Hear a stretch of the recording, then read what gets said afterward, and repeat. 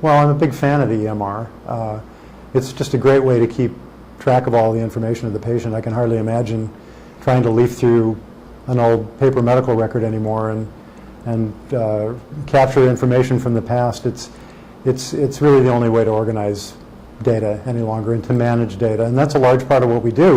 As a clinician, I think it has definitely helped us because all the information on that individual is there.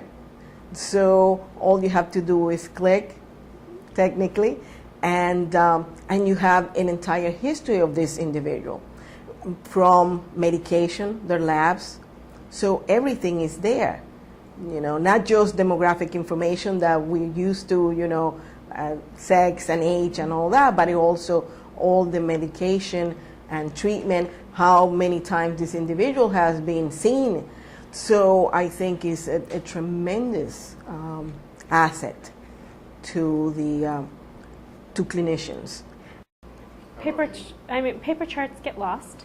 Notes get lost. Sometimes I worked in clinics before that were paper-based that, you know, you would get a chart and lots of notes would be missing, so you wouldn't really have an idea of who had seen the patient, what the plan had been. With the electronic medical record, you always are able to access notes, so it's always in front of you. And the social work notes are great because we get a lot of what we call sliding fee patients here, or free clinic patients who are basically uninsured patients, and I can easily click on the social work note, look through it, and say, okay, I know what this person is eligible for, I know how to work this, I know when I have to send them back to case management. So that makes my life a lot easier. I love the system we have, and I wouldn't change that, but I would have been more of a voice in the beginning.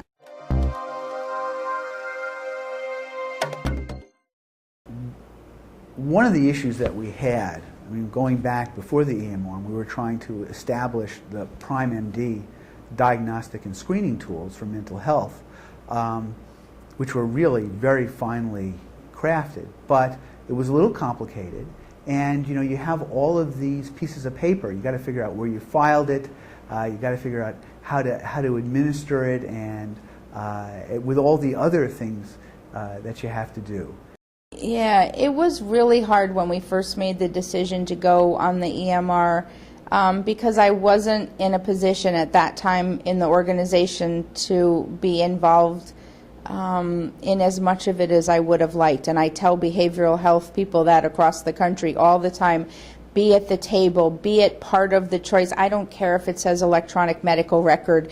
You need to be at the table, be part of picking a system, look at the system, ask questions, you know, see what it's going to do for what you need to do.